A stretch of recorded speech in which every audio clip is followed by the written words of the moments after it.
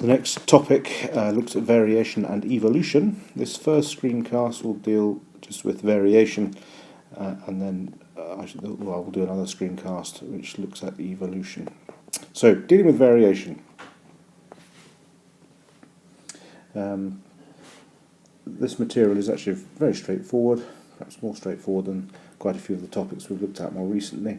So variation, very simply, as the word suggests, looks at differences between individuals. Okay, and differences do occur. Even in twins, we find that there is actually variation, and that might be due to mutations that might have occurred during mitosis to make the two different twins. Okay, as well, environmental influences. Diet for animals is a key one. The amount of available light or the amount of nutrients in soil will be a key environmental factor for a plant. Okay, so plants would show variation not just through the genes that they've inherited, but also through where they're actually growing with respect to availability of light and nutrients in the soil. So that's the definition of the term variation. Okay, differences between individuals. Now, we develop that idea very simply that we can look at two different types of variation. One is called intraspecific variation, which is variation within a species. Okay, so most characteristics that we have show variety. Okay, so eye colour would be commonly used example. Wingspan in birds would be one. Weight or height, all of these things would vary within a species. Okay, so often if it's the genetics that's causing the variation, obviously individuals within a species have the same genes. Okay, so there's a gene for human eye colour, etc. But they can have different alleles. Okay, so as we know, there are alleles, or alternative forms of a gene, and obviously you have two alleles for each characteristic, and the alleles that you inherit will vary from individual to individual. Okay.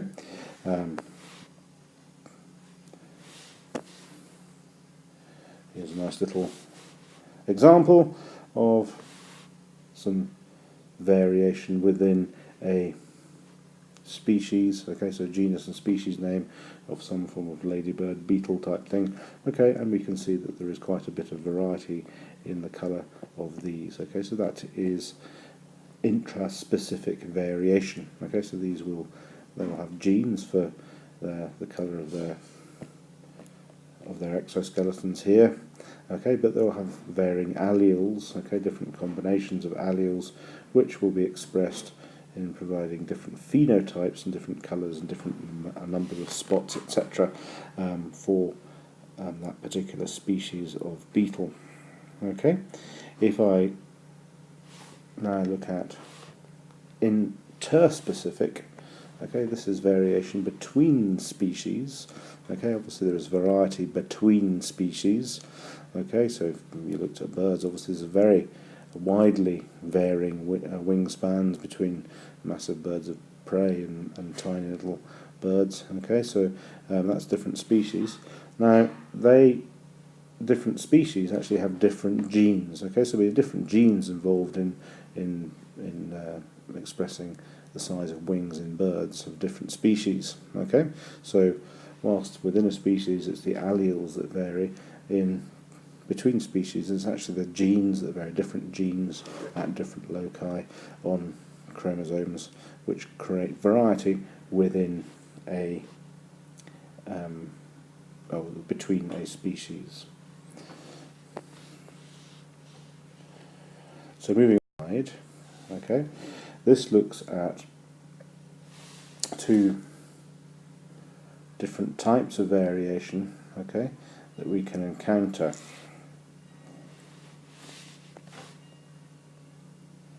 So the key words here are, you've got to know the difference between continuous, okay, and discontinuous, okay, and you've got to know examples, which I've just chosen random examples from plant, animal, microorganism for both continuous and discontinuous. Okay, so if I deal with continuous variation, this is a characteristic, okay, which there is a range of varieties between two extremes. Okay, so the obvious one, a very simple example might be height in individuals. Okay, so there is a whole range of heights within the human population, and that forms a curve. Okay, what we call a distribution curve, a bell-shaped distribution curve, which looks a bit like this.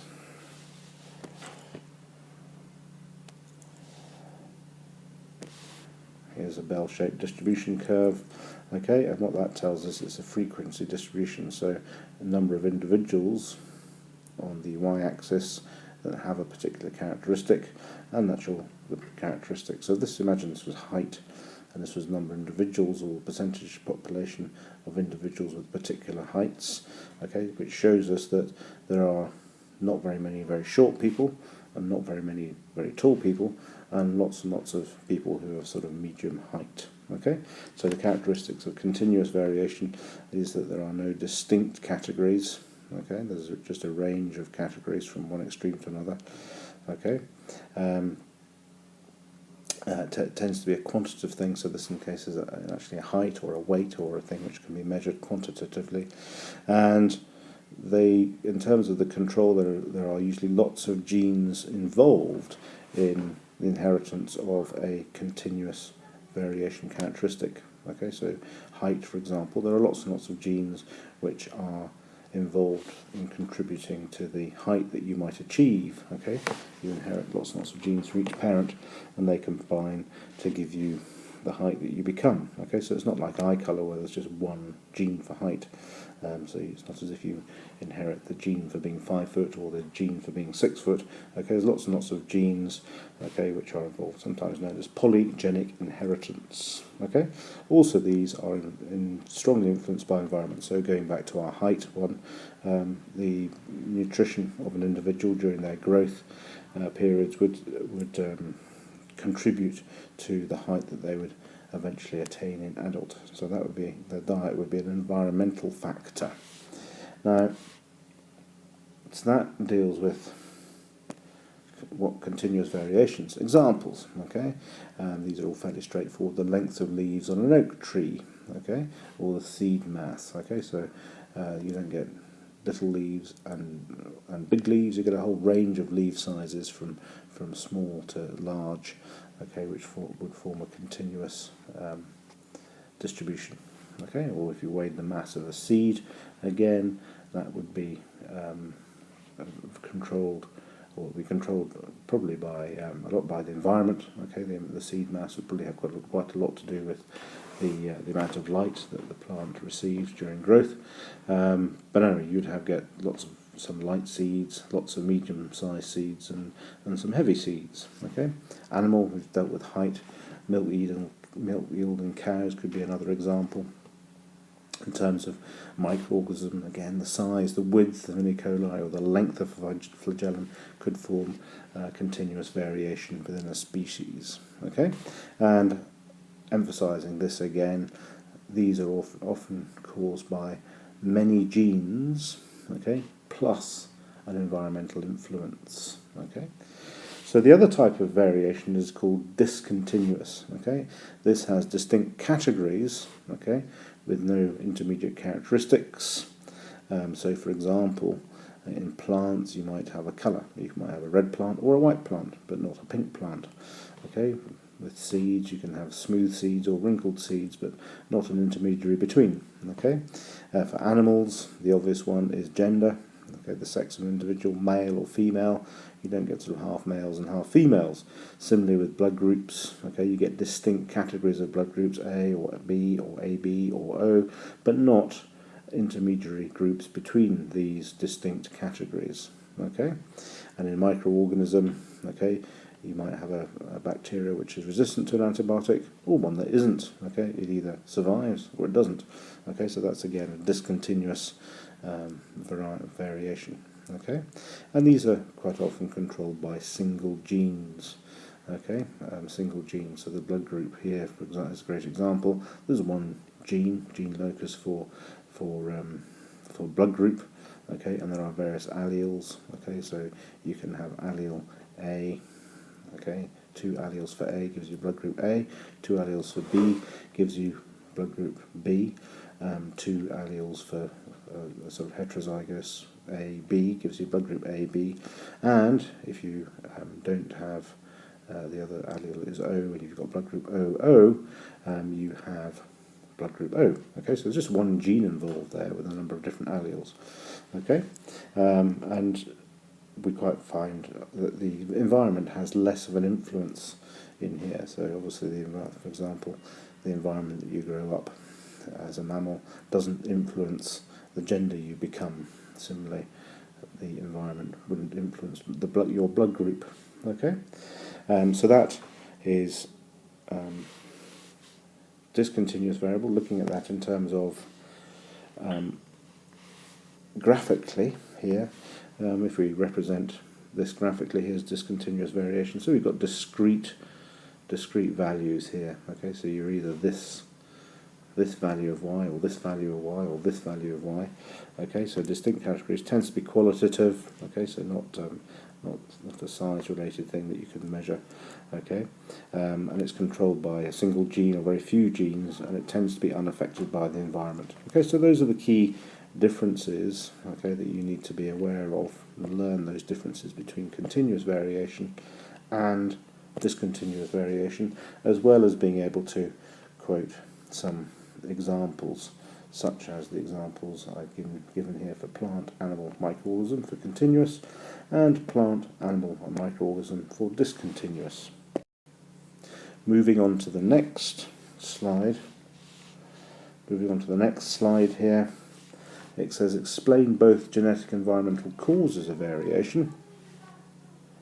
So for genetic causes of variation, different species, as I've said before, have different genes. Okay, so even for eye colour, okay, the gene for eye colour in a human, okay, would be different from the gene for eye colour in, let's say, some other mammal. Okay, so different genes. Okay, individuals of the same species have exactly the same genes, so all humans have genes for eye colour, but you can have different alleles. Okay, you could have blue alleles and brown alleles. Okay, so 2 blue alleles gives you the phenotype blue, and a brown allele and a blue allele gives you a phenotype of brown. Okay, and the combination of alleles constitutes genotype. You might remember from GCSE the words homozygous, recessive, homozygous, dominant, or heterozygous. Okay, so those are genotypes, and those genotypes influence the phenotype, which is the external characteristic. Okay, so the characteristic is that you have blue or brown eyes. Okay, so genotype heterozygotes and homozygous dominants. Okay, genotypes give the phenotype brown eye colour, whereas homozygous recessive genotype gives the phenotype blue eye colour. Okay, now moving on, looking at environment. Okay, I've already mentioned this, but for plants, for example, you'd expect the amount of light and the amount of nutrients, nitrates and magnesium, etc., in the soil to have an influence in the size that a plant might grow. Light would be key too. For animals, the amount of available food would have a strong influence on the size that an animal might grow. I should say minerals. Okay, but the amount of minerals in soil, as I said, with plants as well. So all of these would influence characteristics. Okay, and for some variation, genetic environmental factors combine to give the particular characteristic of an individual. Okay, so for example, as I've already mentioned, your height, you inherit genes which enable you to grow to a particular height, but the food that you eat during the periods of growth will also influence the height that you reach. So it's not just the genes, it's also an environmental factor, in this case diet, okay, which would influence the height that you might attain. Okay, moving on to the next slide deals with adaptations. Okay, outline the behavioural, physiological, anatomical or structural adaptations of organisms to their environments. Okay, what is an adaptation? Okay, it's a feature that enhances the survival chances of an organism. Okay, the idea is that we survive. We'll come back and look at this in terms of evolution. We survive long enough to be able to reproduce, and if we reproduce, we pass on those features that have enabled us to survive to the next generation. Okay, and we can look at this in terms of three different types of adaptations. There is behavioural, physiological, and anatomical, or that's sometimes called structural. Dealing with these in turn, okay, we've got behavioural. Okay, an example, okay, if you touch an earthworm, it contracts so that it can go into its burrow.